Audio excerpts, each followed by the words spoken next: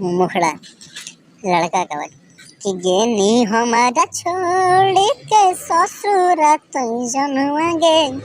रे गेनी हमारा छोड़ के ससुर तुई जनुआ गे तब बोले नहीं कोई सन मिललो पहुनावा गे कि बोले नहीं कोई सन मिललो पहुनावा गे। लड़की की आवाज कि कहा रे नहीं गोर मिलल निमन सजनवा रे कि कहा रे नहीं गोर मिलल निमन सजनवा रे तब बड़ी हमारा मानो है हमारा पहुनवा रे कि बड़ी हमारा मानो है हमारा पहुनवा रे। फर्स्ट अंतर है कि कोने रे दो तेल लगावे कौन साबुनवा गे कि कोने रे दो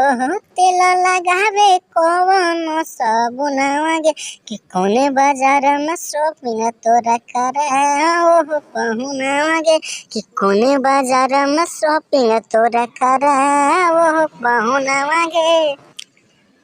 लड़की की आवाज कि तेल गम कौआ दे हैड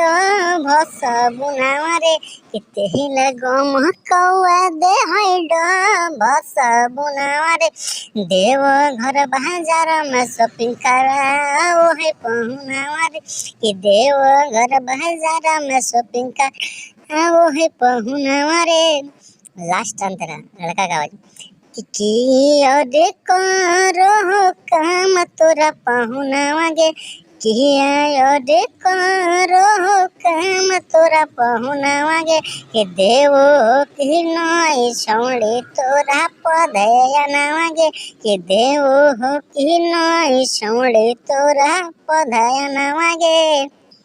लड़की की आवाज कि टरकवा चलाओ है हमारा सजनवा रे कि टरकवा चलाओ है हमारा सजनवा रे तब बड़ी हमारा मानो है हमारा हुनवा रे कि बड़ी हमारा मानो है हमारा पहुनवा रे।